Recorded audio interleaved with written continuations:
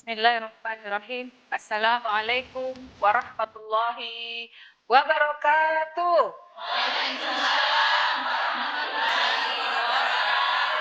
Syiar Majelis Taklim Ramadan, Kendari aman. Kendari aman, nyaman dan bahagia. BKMT. Alhamdulillahi rabbil alamin, wassalatu wassalamu ala asrafil anbiya'i wal mursalin sayyidina Muhammadin wa ala alihi wasahbihi ajmain.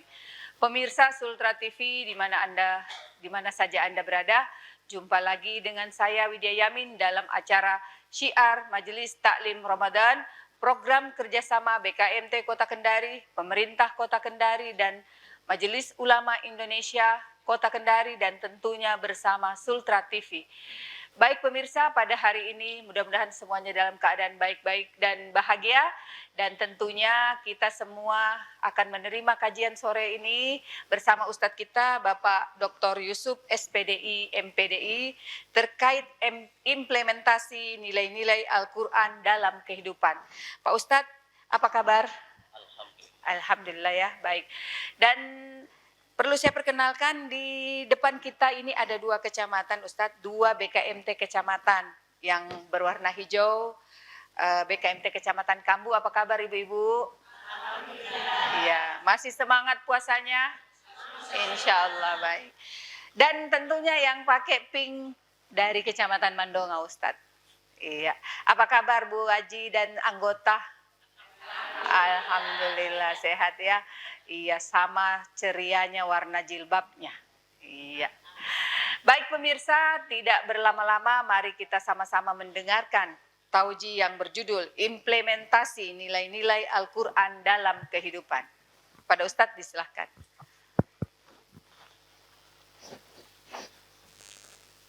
Assalamualaikum warahmatullahi wabarakatuh. Waalaikumsalam warahmatullahi wabarakatuh.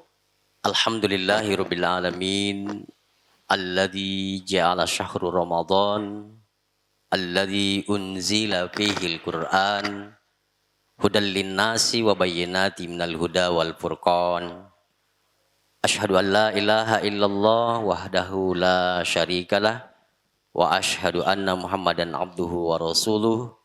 Allahumma sholli ala nabiyyina Muhammad wa ala alihi wa ashabihi ajmain, amma ba'du. Pemirsa Sultra TV di mana saja berada, dan ibu-ibu, bunda-bundaku semua, pengurus dan anggota Majelis Taklim Kota Kendari yang sempat hadir pada kesempatan hari ini, mari kita senantiasa menghaturkan rasa syukur kita kepada Allah Subhanahu wa Ta'ala atas segala limpahan rahmat dan taufiknya kepada kita sekalian, sehingga di kesempatan yang berbahagia ini kita bisa mengikuti rangkaian Syiar Ramadan di momentum bulan suci Ramadan 1445 Hijriah 2024 Miladiyah. Mudah-mudahan kita semua yang hadir di sini senantiasa sehat dan mendapatkan keberkahan atas kegiatan kita pada kesempatan hari ini. Amin ya rabbal alamin. Salawat dan salam mari kita senantiasa mengirimkan kepada junjungan Nabi Allah Muhammad sallallahu alaihi wasallam, nabi sekaligus rasul yang diutus oleh Allah Subhanahu wa taala untuk menyempurnakan risalah atau ajaran yang dibawa oleh para nabi dan para rasul sebelumnya. Mudah-mudahan kita semua yang hadir di sini senantiasa mendapatkan syafaatnya di yaumil qiyamah nanti, di mana di saat itu tidak ada lagi syafaat selain dari beliau. Amin ya rabbal alamin. Pemirsa Sultra TV dan ibu-ibu jamaah Majelis Taklim pengajian Syiar Ramadan yang dirahmati dan dimuliakan Allah Subhanahu wa Ta'ala. Kita patut bersyukur bahwa tahun ini kita bisa meraih Ramadan yang oleh Allah Subhanahu wa taala dan Rasul-Nya menyebut sebagai bulan kemuliaan atau bulan yang dimuliakan oleh Allah Subhanahu wa taala. Salah satu kemuliaan yang ada di bulan Ramadan itu adalah diturunkannya Al-Qur'anul Karim, sebagaimana Al-Qur'an itu menjadi petunjuk, pedoman, landasan bagi kita kaum muslimin atau bagi kita umat Islam. Ayat yang kita bacakan di awal tadi terdapat yang menjadi rangkaian dari diperintahkannya kita berpuasa di bulan Ramadan, yang dimulai dari Quran surah Al-Baqarah ayat 183, 184 dan 185. Allah tadi menyebut Syahrul Ramadan alladzi unzila fihil Qur'an hudal linnasi wa bayyinati minal huda wal furqan. Bahwa di bulan Ramadan itu kami turunkan Al-Qur'an hudal linnas, sebagai petunjuk bagi sekalian manusia, dan penjelasan-penjelasan atas petunjuk-petunjuk itu dan menjadi pembeda antara yang hak dan yang batil. Nah, oleh karena itu bagi kita umat Islam ada beberapa kewajiban yang mesti harus kita tanamkan pada diri kita terhadap Al-Quran ini. Salah satu di antara kewajiban itu adalah mengimaninya, meyakini sepenuh hati, sepenuh jiwa bahwa Al-Quran itu adalah benar-benar bersumber dari Allah Subhanahu wa taala, bukan dari siapa-siapa. Ketika Al-Quran ini diturunkan oleh Allah Subhanahu wa taala, maka orang yang tidak beriman, orang-orang kafir Quraisy itu menganggap bahwa Al-Quran itu hanya cerita belaka dari Nabi. Bahkan ada yang mendudunya sebagai dongeng, cerita-cerita saja. Padahal itu adalah bersumber dari Allah Subhanahu wa taala. Oleh karena itu di dalam Al-Quran surah Al-Baqarah ayat kedua Allah menegaskan Dzalikal kitabu la raiba fihi hudal lil muttaqin. Inilah kitab Al-Quran yang menjadi petunjuk dan tidak ada keraguan di dalamnya dan menjadi petunjuk bagi orang-orang yang bertakwa.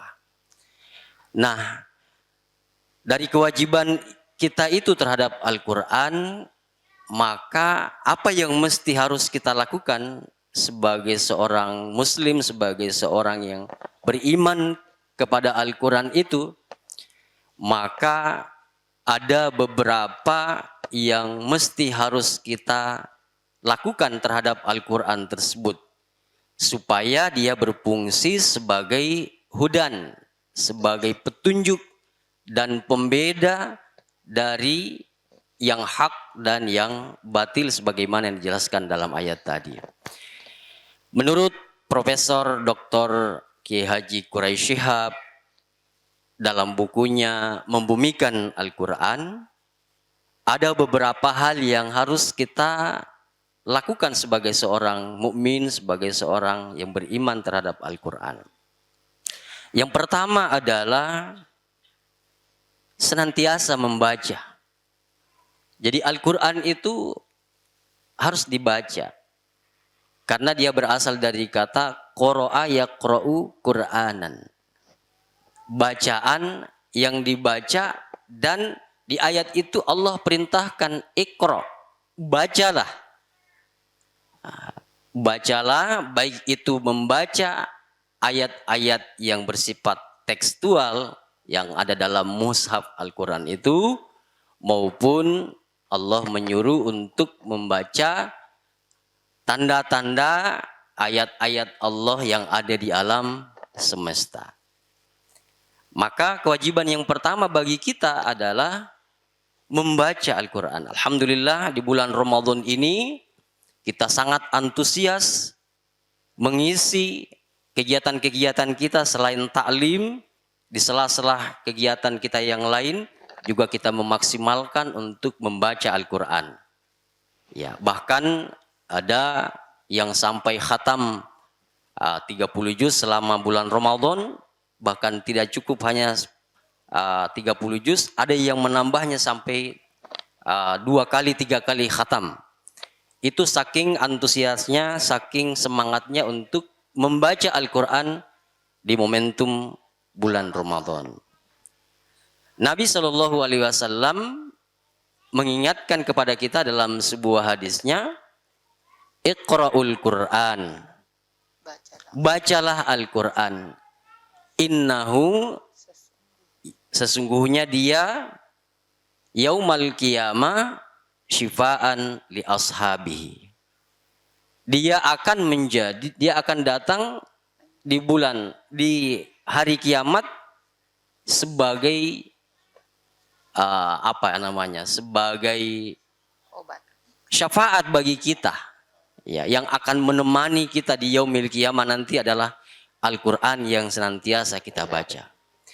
Nah, saya kira ibu-ibu majelis taklim yang hadir di tempat ini, kita semua alhamdulillah kita membaca Al-Quran di bulan Ramadan ini dengan sungguh-sungguh, dan saya kira bukan hanya sebatas di bulan Ramadan, tapi lebih lagi ketika kita keluar dari bulan Ramadan ini, kita membiasakan membaca Al-Quran. Ibu-ibu majelis taklim dan pemirsa Sultra TV yang sama berbahagia. Yang kedua dari kewajiban kita terhadap Al-Quran ini adalah memahami. Jadi setelah kita membaca ayat-ayatnya yang dimulai dari suratul Fatihah sampai suratul Nas, An-Nas, maka kita pun juga memahami ayat-ayat yang kita baca tersebut. Karena dengan memahami Al-Quran, ayat-ayat Al-Quran yang kita baca itu akan senantiasa memotivasi kita untuk mengamalkan apa yang ada dalam Al-Quran tersebut. Kenapa? Karena banyak di antara kita, ya mungkin kalau di ibu-ibu majelis taklim sudah selain membaca sudah belajar memahami, banyak kehilangan dari Al-Quran itu karena tidak memahami ayat-ayat yang dia baca, sehingga tidak ada motivasi bagi dia untuk dekat dengan Al-Quran. Apatah lagi yang berkaitan dengan ayat-ayat tentang perintah-perintah Allah, larangan-larangan Allah, anjuran-anjuran, kisah-kisah para nabi dan para rasul, kisah-kisah umat terdahulu, dan apa yang digambarkan oleh Allah di masa-masa yang akan datang, itu mesti harus kita memahaminya. Itu yang kedua. Yang ketiga, selain kita membaca, memahami, juga mentadabburi, kata Profesor Quraisy Shihab. Apa itu mentadabburi? Kita merenungkan, kita memasukkan dalam jiwa-jiwa kita tentang ayat-ayat yang kita baca tersebut. Harus berkesan dalam diri kita, harus masuk ke dalam hati sanubari kita apa yang kita baca dan kita pahami tersebut. Lalu kemudian kita renungkan, kalau itu perintah Allah Subhanahu wa taala, maka kita betul-betul kita renungkan, kita yakini untuk kita laksanakan. Dan kalau itu menjadi larangan dari Allah Subhanahu wa taala, kita renungkan untuk kemudian kita hindari dari apa yang dilarang oleh Allah Subhanahu wa taala tersebut. Yang keempat adalah kita berusaha, berupaya, berikhtiar untuk mengamalkan. Karena membaca, memahami, menghayati atau mentadabburi tidak cukup kalau tidak diamalkan. Mengamalkan ayat-ayat Al-Quran yang kita baca itu adalah bentuk pemuliaan kita terhadap Al-Quran, dan disitulah Al-Quran itu bisa berfungsi sebagai petunjuk, sebagai hudan, ketika apa yang kita baca, kita pahami, kita tadaburi itu, lalu kemudian kita amalkan dalam kehidupan kita sehari-hari, atau kita implementasikan nilai-nilai Al-Quran dalam kehidupan kita sehari-hari.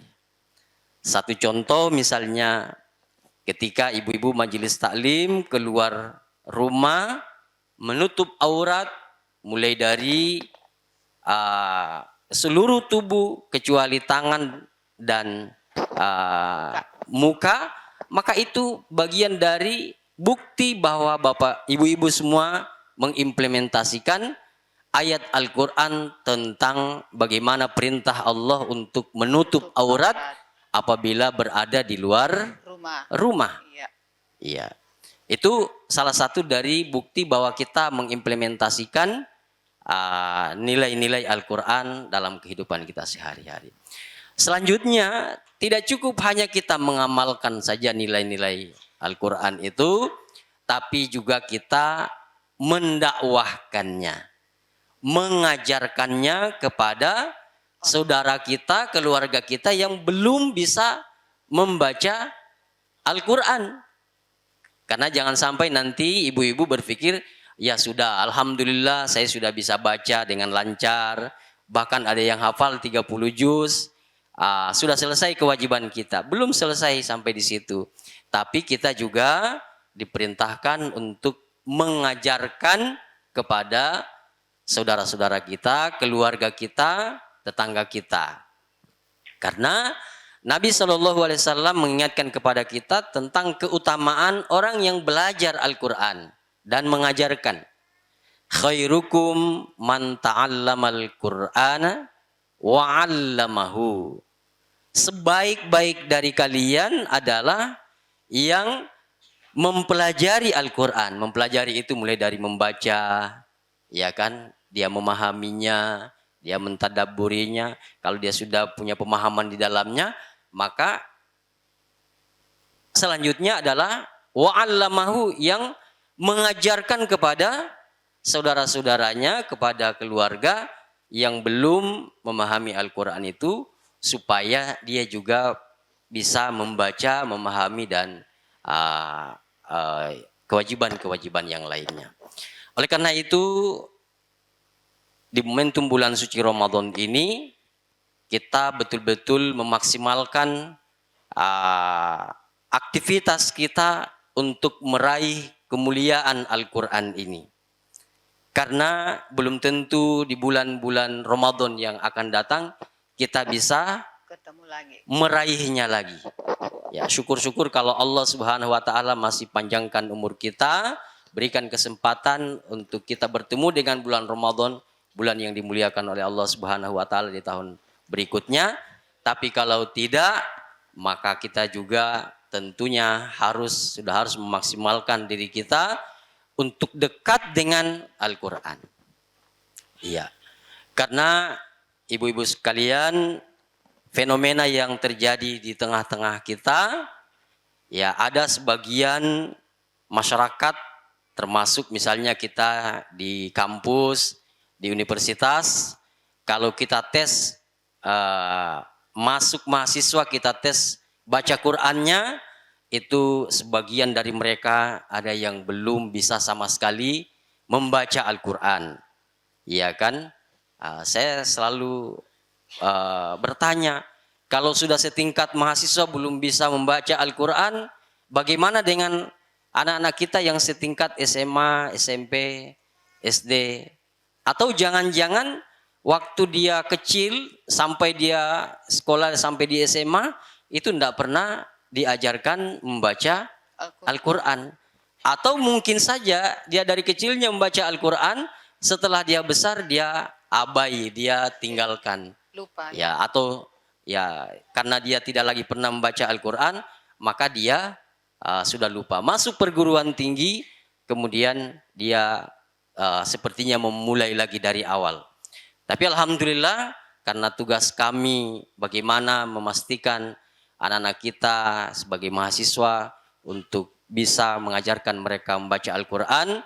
Alhamdulillah setelah 4 tahun mereka kuliah, dengan sungguh-sungguh mereka bersama-sama kita untuk belajar membaca Al-Quran.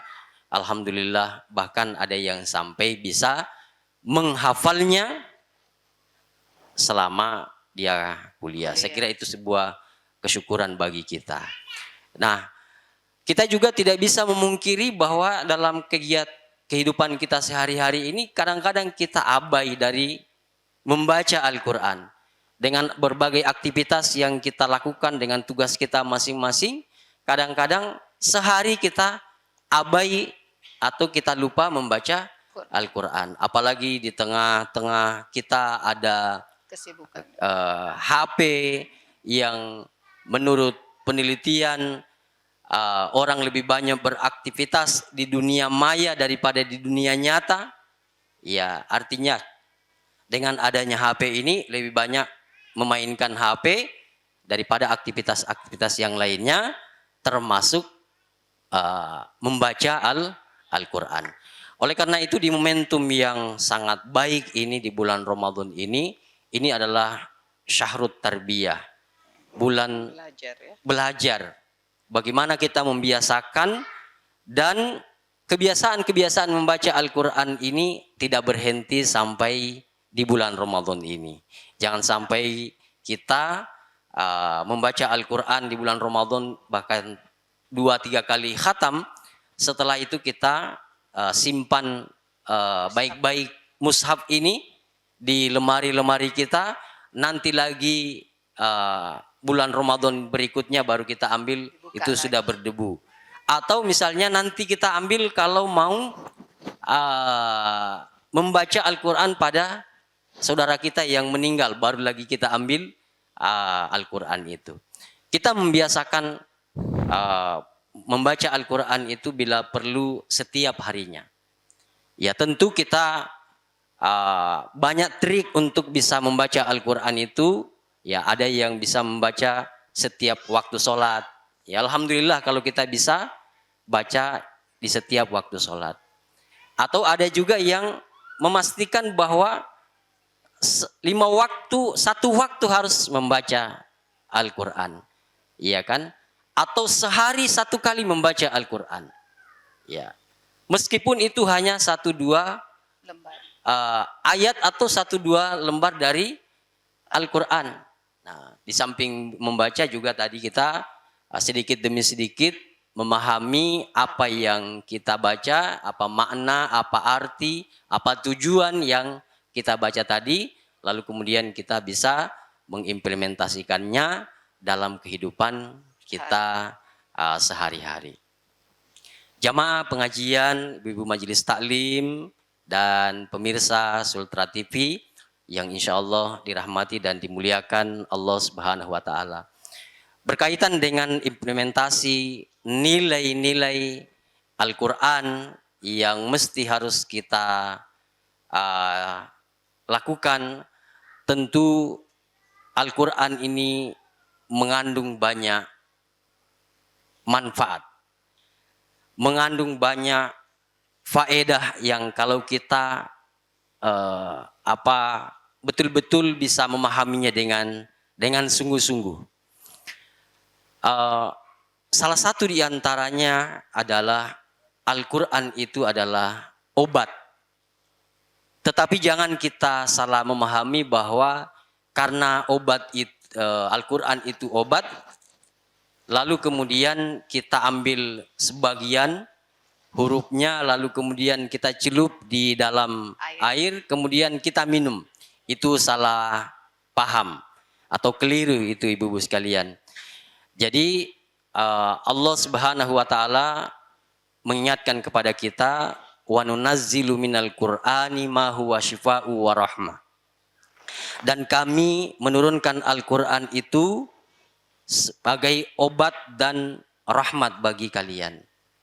Nah oleh karena itu ketika kita ingin menjadikan Al-Quran itu sebagai obat, maka dengan membaca Al-Quran, hati kita yang gundah gulana, hati kita yang sedang galau, hati kita yang sedang tidak tenang, maka dengan membaca Al-Quran, maka insya Allah hati kita akan terobati.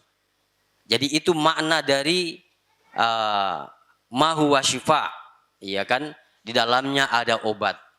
Jadi sekacau apapun hati dan pikiran kita, kalau kita membaca ayat-ayat Al-Quran, maka dengan bacaan itu insya Allah akan mendatangkan ketenangan, ketentraman, dan rahmat dari Allah Subhanahu wa Ta'ala. Itu salah satu dari manfaat dari membaca Al-Quran ketika misalnya hati kita dalam keadaan galau dan hati kita dalam keadaan tidak tenang.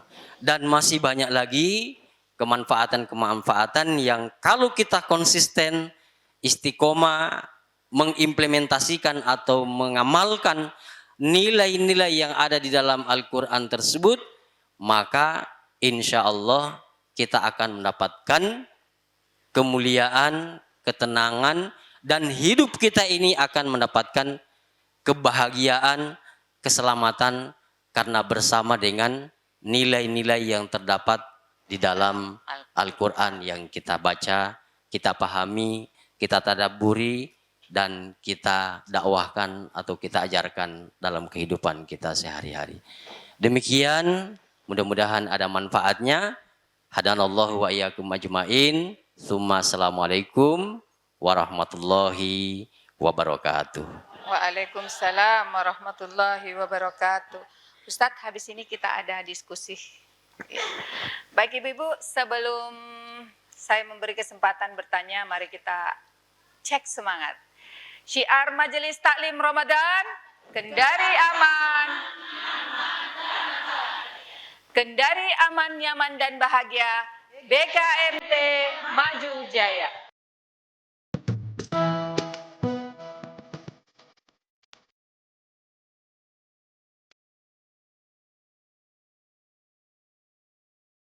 Syiar Majelis Taklim Ramadan, Kendari aman. Kendari aman, nyaman dan bahagia. BKMT Maju Jaya. Baik, dari Kecamatan Kambu silahkan satu.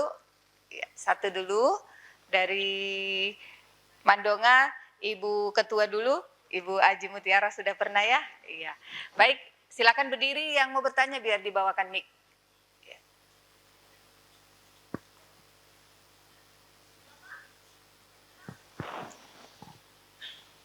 Bismillahirrahmanirrahim. Assalamualaikum warahmatullahi wabarakatuh. Waalaikumsalam warahmatullahi wabarakatuh. Terima kasih atas kesempatan yang diberikan kepada saya, Majelis Taklim BKMT Kambu. Yang pertanyaan saya Pak, tadi Bapak sudah menjelaskan bahwa Al-Quran itu harus kita membacanya, memahaminya, mentadabburinya atau mengajarkan, dan yang penting mengamalkannya. Terus mungkin di sini yang perlu saya pertanyakan yang membaca tadi Pak, yang pertama, mohon maaf Pak, kami ini ibu-ibu setiap bulan mendapatkan namanya halangan. Kalau berhalangan kan ada dalam mushaf Al-Quran itulah yamassuhu illal mutahharun. Tidak bisa disentuh dalam keadaan yang tidak bersih. Yang saya mau tanyakan Pak, apakah kita ini ibu-ibu kalau dalam berhalangan itu masih mau membaca tapi kita baca dalam HP? Apakah boleh Pak? Itu yang pertama. Ya, cukup ya. Satu saja. Satu dulu ya, ya. Baik, terima kasih. Wassalamualaikum warahmatullahi wabarakatuh. Waalaikumsalam warahmatullahi wabarakatuh. Selanjutnya di Kecamatan Mandonga. Nanti yang sudah pernah bertanya kita kasih kesempatan lagi yang lain ya. Tadi di belakang siapa tadi? Nanti sebentar. Oh iya, oke. Silakan. Bismillahirrahmanirrahim. Assalamualaikum warahmatullahi wabarakatuh. Waalaikumsalam warahmatullahi wabarakatuh. Saya Siti Salma dari BKMT Kecamatan Mandonga. Pak Ustaz, tadi saya fokus ke yang tahap kedua, memahami dan memaknai. Ini kendalanya karena saya ini salah satu bahagian dari pengurus para mu'alaf. Mereka bertanya, saya kalau mau belajar mungkin masih lama untuk membaca. Kira-kira bagaimana pahalanya kalau mereka belajar dulu untuk memaknai terjemahannya. Sehingga tahapan berikutnya bisa mereka dapat sambil mereka berproses untuk belajar. Sudah bisa baca Quran, Bu Haji? Bisa tapi lambat. Pelan-pelan. Jadi sudah rata-rata, termasuk juga kita sering adakan di Masjid Agung Al-Kausar. Iya. Iya, tafsirnya. Jadi mereka pikir lama kan kalau mau sampai kepada bacaan itu sampai 30 juz. Kira-kira dia bilang pahalanya bagaimana kalau saya baca dengan, dan bagaimana juga pahalanya kalau kita membaca secara musyaf langsung kepada Al-Qur'an dan dengan HP. Yang lewat HP. Terima kasih. Wallahum muwaffiq ila aqwamit thoriq. Wassalamualaikum warahmatullahi wabarakatuh. Waalaikumsalam warahmatullahi wabarakatuh. Saya kasih pertanyaan karena ini pertanyaannya hampir sama. Saya kasih lagi satu di Kambu yang bagian belakang tadi. Iya, silakan. Bisa dijawab satu kali ini pertanyaan pertama dengan kedua. Iya, silakan. Terima kasih. Assalamualaikum warahmatullahi wabarakatuh. Waalaikumsalam warahmatullahi wabarakatuh. Alhamdulillah ini merupakan kali kedua kesempatan saya diberikan kesempatan untuk bertanya. Ya, silakan. Menarik sekali tema kita di sore hari ini terkait dengan bagaimana kewajiban mengimplementasikan Al-Quran dalam kehidupan sehari-hari. Kalau melihat fakta, ya, banyaknya pesantren-pesantren, banyaknya hafiz-hafiz Quran, namun di sisi lain banyak juga fakta semakin maraknya persinahan dan juga riba yang semakin meluas. Yang menjadi pertanyaan, apakah penerapan Al-Quran di dalam kehidupan kita sehari-hari ini hanya wajib dilakukan individu saja atau secara keseluruhan dalam konteks bermasyarakat dan bernegara? Ya, itu saja mungkin pertanyaan dari saya. Terima kasih. Assalamualaikum warahmatullahi wabarakatuh. Waalaikumsalam warahmatullahi wabarakatuh. Jadi 3 pertanyaan Ustadz. Yang pertama dari Kecamatan Kambu, bahwa Al-Quran itu tidak bisa disentuh ketika berhalangan Ustadz. Bagaimana dengan membacanya di HP? Begitu juga terkait pertanyaan kedua dari Bu Haji Salma Dahri, bahwa adakah pahalanya itu orang yang baca Quran di HP? Dan bagaimana dengan pahala orang yang terbata-bata membaca Al-Quran karena beliau baru masuk Islam atau mu'alaf? Dan begitu juga dengan tafsirnya yang mereka pelan-pelan baca artinya saja. Bagaimana ini Ustadz? Silahkan.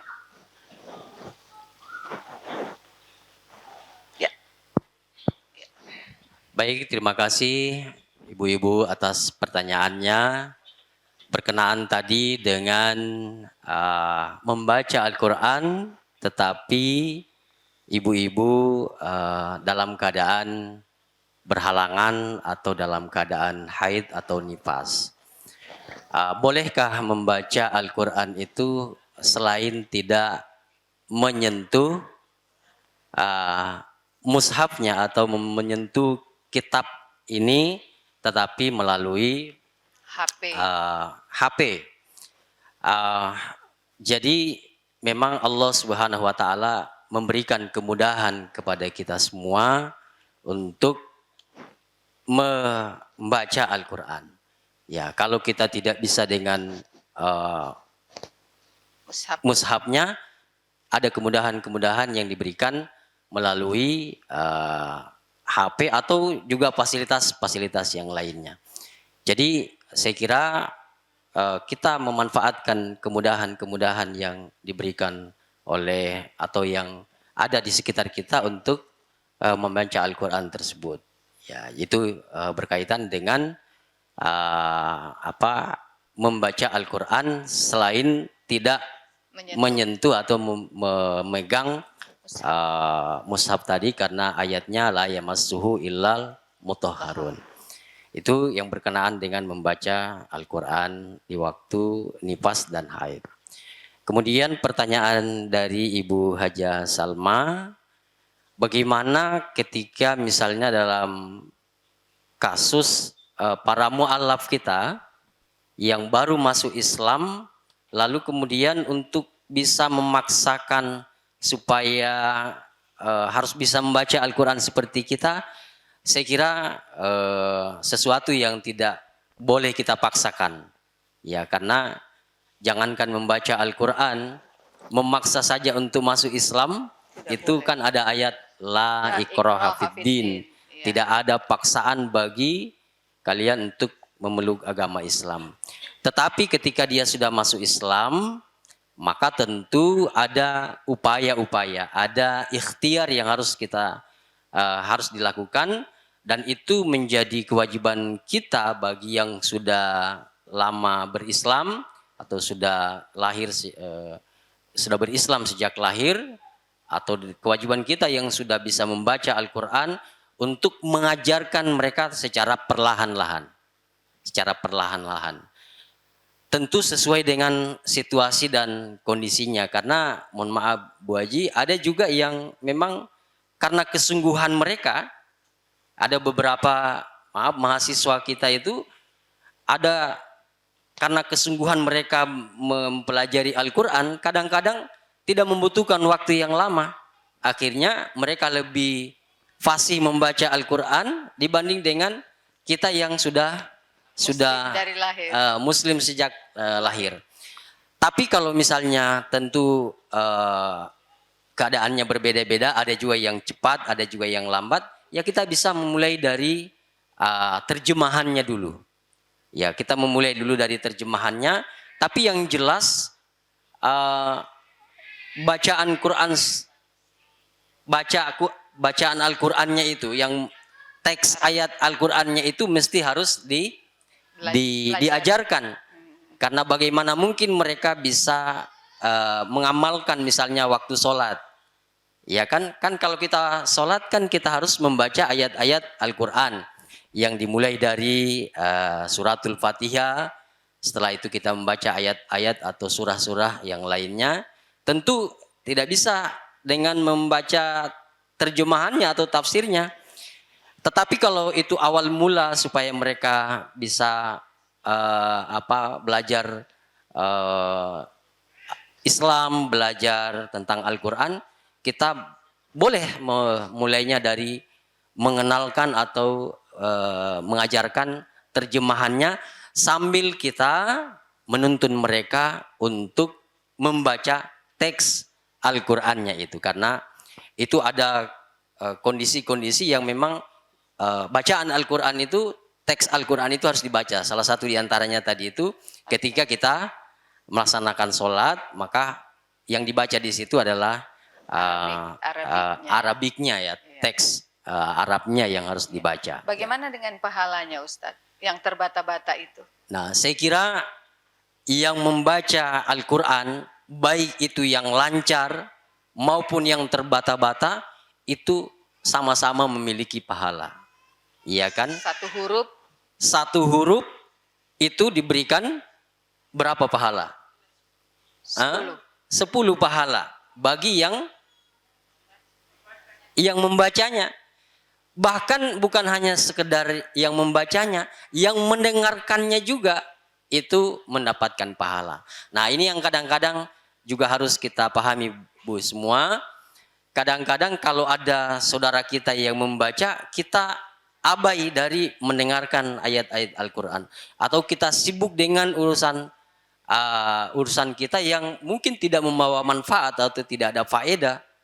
Ya, hanya sekedar bergurau, bersenda gurau, itu lebih utama kita mendengarkan ayat-ayat Al-Quran yang dibaca oleh teman kita, saudara kita, daripada hanya sekedar mengurus urusan yang tidak ada kemanfaatan, baik itu untuk urusan dunia maupun urusan akhirat. Iya, Jadi sama-sama mendapatkan pahala. pahala, baik yang membaca lancar, yang membaca terbata-bata, dan yang juga mendengarkannya. Lalu terkait pertanyaan pertama, Ustadz, tidak ada larangan orang yang sedang datang bulan untuk memegang HP dan membaca. Iya, kalau membaca tidak ada larangan, iya kan? Membaca Al-Quran tidak ada larangan. Iya. Kalau di HP. Iya, ini kan. Kalau datang bulan ini Ustadz tadi Iya. pertanyaannya. Iya. Iya, kalau di mushafnya kan tidak boleh. Iya. Iya kan? Kalau di HP ya wallahu alam bisawab. Tapi Iya. kalau dalam rangka belajar misalnya. Iya, dalam rangka belajar memperlancar bacaan. Iya. Supaya tidak hilang hafalan kita, itu boleh Boleh ya, yang penting Iya. bukan di mushaf. Iya. Iya. Ya, baik. Pertanyaan ketiga Ustadz.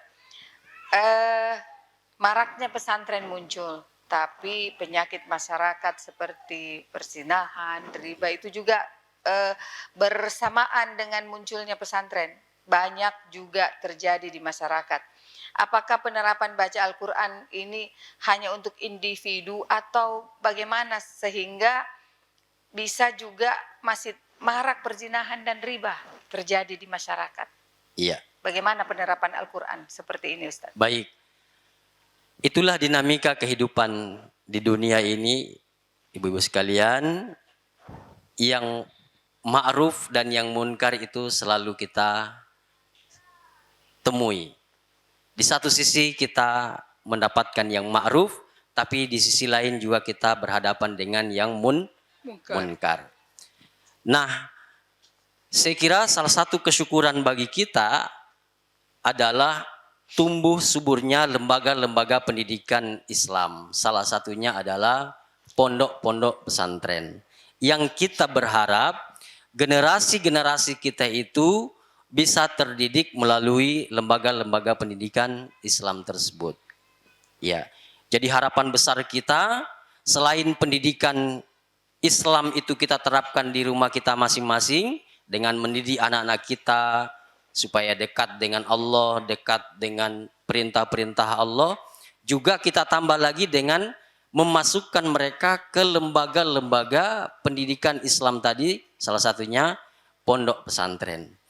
Nah, bagaimana dengan ketika sudah marak lembaga-lembaga pesantren, tapi kemunkaran juga di depan mata kita lihat secara merajalela. Disinilah pentingnya dakwah secara berjamaah. Jadi dakwah itu tidak bisa dilakukan dengan sendiri. Maka melalui lembaga-lembaga dakwah, melalui jamaah-jamaah dakwah, itu kita berharap bisa bersinergi untuk meminimalisir kemunkaran-kemunkaran tersebut. Salah satu di antaranya adalah hadirnya ya majelis-majelis taklim di tengah-tengah masyarakat yang dengan harapan majelis taklim ini bisa meminimalisir ketika terjadi kemunkaran di tengah-tengah masyarakat. Jadi memang dakwah ini tidak cukup hanya dilakukan secara sendiri-sendiri, tapi harus berjamaah bersama-sama apabila kita mendapatkan atau menemukan kemunkaran-kemunkaran yang terjadi di tengah-tengah masyarakat. Akan lebih mudah kita memberantas kemunkaran itu ketika kita bersama-sama berjamaah daripada kita hanya sekedar secara individu saja. Itu ya, Bu. Ya, terima kasih. Mudah-mudahan bisa dipahami, Ibu ya. Syiar Majelis Taklim Ramadan, Kendari aman, nyaman, dan bahagia. Kendari aman, nyaman, dan bahagia. BKMT Maju Jaya.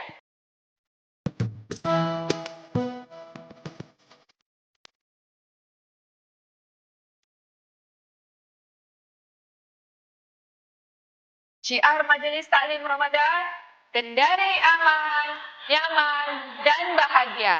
Kendari aman, nyaman, dan bahagia. BKMT Maju Jaya. Baik, saya beri kesempatan untuk kesempatan kedua di Kecamatan Mandonga. Bagian belakang dong. Oh iya, sebentar Bu ya. Dari Kambu satu orang. Dari Kambu ada pertanyaan? Sebentar Bu, sudah kita. Yang di belakang tadi ada 2 orang saya lihat. Oke, baik kita beri kesempatan dulu kepada Mandonga. Silakan berdiri Bu.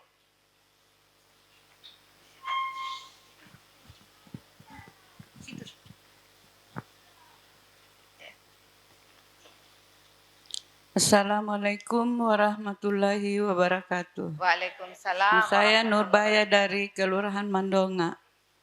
Izin bertanya Ustaz, terkait dengan membaca Al-Quran, karena kita lihat sekarang masyarakat umum mengaku beragama Islam tapi malas membaca Al-Quran. Iya. Yang ingin saya tanyakan, kiat-kiat apa yang kita lakukan untuk memotivasi orang agar mau belajar Al-Quran dan membaca Al-Quran? Terima kasih. Assalamualaikum warahmatullahi wabarakatuh. Waalaikumsalam warahmatullahi wabarakatuh. Ya, dari Kambu satu, Ibu Aji Yuli, silahkan. Oh tidak. Ada pertanyaan? Siapa? Kita. Oh ya, silahkan.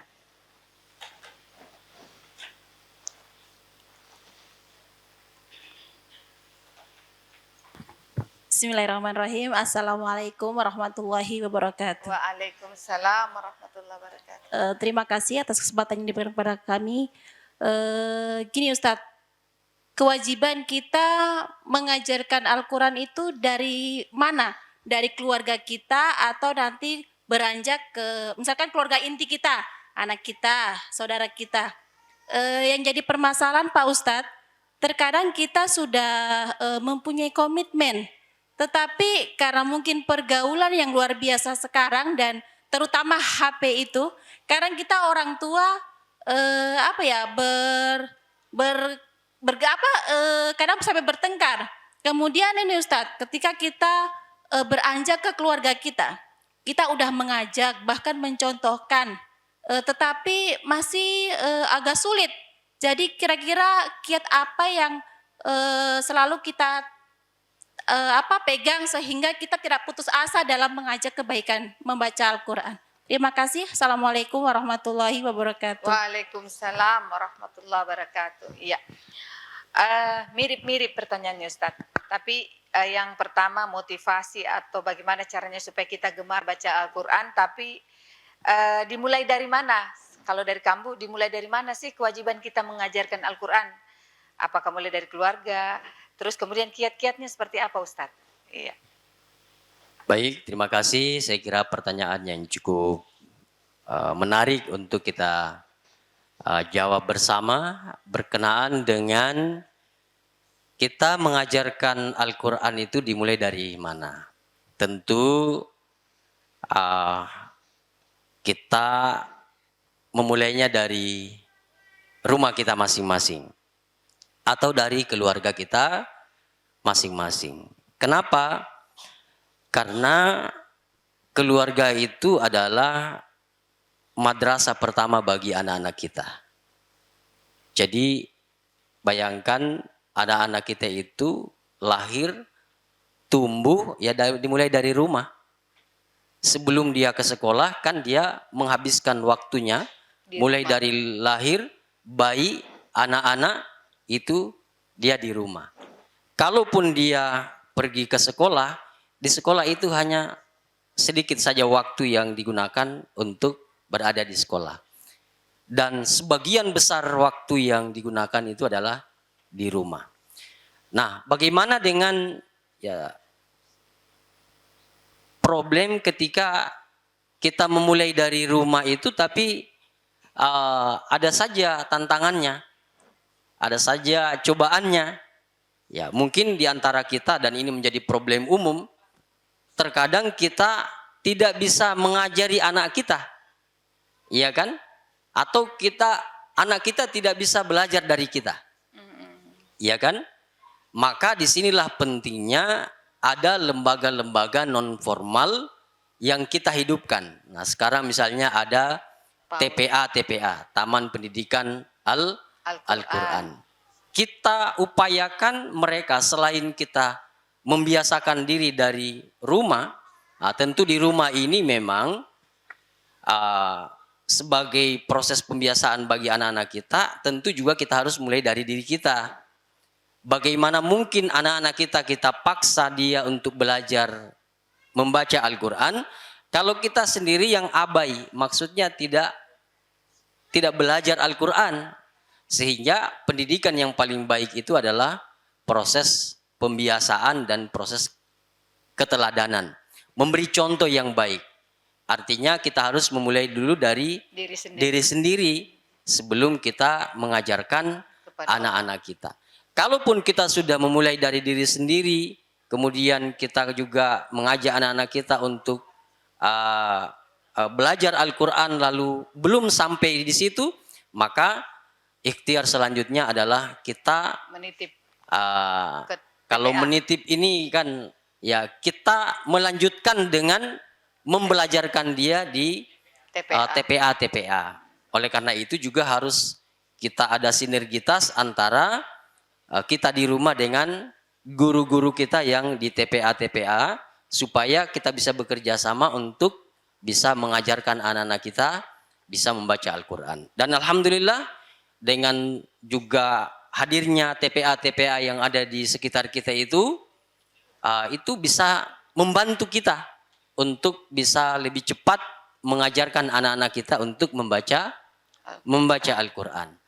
Karena itu tadi ada problem tertentu yang kadang-kadang kita apalagi dengan metode-metode tertentu yang kita terapkan kadang-kadang itu belum bisa memenuhi anak-anak kita untuk bisa membaca Al-Quran. Tapi begitu dia bersentuhan dengan TPA, dengan guru-guru ngaji yang ada di TPA, dengan tentu pendekatan yang lebih strategi lagi, maka alhamdulillah anak-anak kita kemudian bisa dengan cepatnya bisa membaca Al-Quran. Iya. Ya. Bagaimana tips-tipsnya Ustadz biar kita diri sendiri, anak dan keluarga dan teman-teman ini bisa gemar baca Al-Quran seperti pertanyaan yang pertama tadi. Iya. Jadi Al-Quran ini memiliki kemuliaan. Karena kemuliaan yang ada dalam Al-Quran, maka kita termotivasi untuk membaca karena memang Al-Quran itu adalah sesuatu yang dimuliakan oleh Allah Subhanahu wa Ta'ala. Itu sebenarnya yang harus kita tanamkan pada diri kita bahwa kalau kita membaca Al-Quran, ada harapan pada diri kita bahwa dengan Al-Quran itu kita mulia bersama Al-Quran. Iya kan? Bagaimana lagi kita mau dikatakan mulia kalau kita tidak bersama dengan Al-Quran? Maka supaya kita termotivasi bahwa untuk bisa dekat dengan Al-Quran, maka kita menjadikan Al-Quran itu mulia, dan ketika kita bersama dengan Al-Quran, kita ikut mulia. Kita membaca Al-Quran dipenuhi dengan pahala-pahala yang akan diberikan oleh Allah Subhanahu wa Ta'ala kepada kita, yang oleh kita kadang-kadang karena tidak ada keyakinan atau tidak ada keimanan pada diri kita tidak yakin bahwa misalnya dengan membaca Al-Quran ada pahala yang kita baca, apa yang kita dapatkan. Jadi tadi kita memulai dari kewajiban kita itu mengimani, harapannya dengan yakin dengan Al-Quran, dengan kebenaran yang ada, dengan kemuliaan yang ada pada Al-Quran itu, kita semakin termotivasi. Tapi kalau keimanan itu hilang pada diri kita tidak yakin, tidak percaya, atau kita ragu-ragu, maka saya yakin kita akan abai dengan Al-Quran. Jadi ibu-ibu ini berinteraksi dengan Al-Quran, selalu bersama dengan Al-Quran dalam kondisi apapun, karena saya yakin ibu itu memiliki keyakinan yang kuat bahwa Al-Quran itu adalah kalam Allah yang bersumber dari Allah, yang dengannya kita mendapatkan kemuliaan. Ya. Baik. Oke. Baik Ustadz, karena waktu, kita simpulkan pertemuan kita pada hari ini. Baik, pemirsa Sultra TV dan ibu-ibu Majelis Taklim yang insya Allah dirahmati dan dimuliakan Allah Subhanahu wa Ta'ala, kesimpulan dari kajian kita pada kesempatan hari ini, mari kita selalu dekat dengan Al-Quran.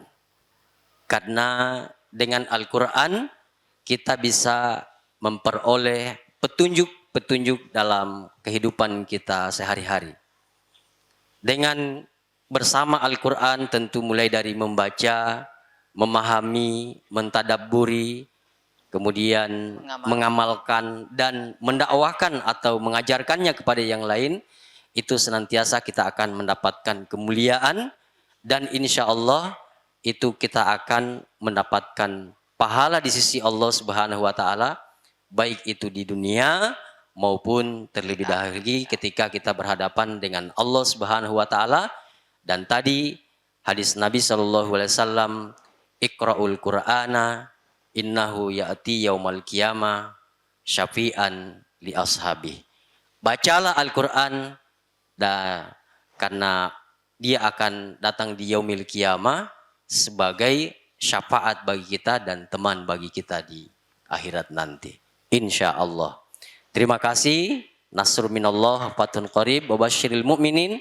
Wassalamualaikum warahmatullahi wabarakatuh. Waalaikumsalam warahmatullahi wabarakatuh. Terima kasih Ustadz pencerahan pada sore hari ini. Mudah-mudahan menjadi ladang amal dan jalan kita untuk bisa berinteraksi selalu dengan Al-Quran. Baik pemirsa Sultra TV, akhirnya sampai di sini pertemuan kita. Sebelumnya mari kita sama-sama membaca doa kafaratul majelis. Subhanakallahumma wa bihamdik asyhadu an la ilaha illa anta astaghfiruka wa atubu ilaik. Terima kasih atas perhatian semuanya. Terima kasih Ustadz. Kami dari BKMT Kecamatan Mandonga dan Kecamatan Kambu mengucapkan terima kasih banyak. Mudah-mudahan kita bisa bertemu di lain kesempatan dengan tema yang berbeda. Dan tentunya Sultra TV akan kembali lagi besok dengan acara yang sama.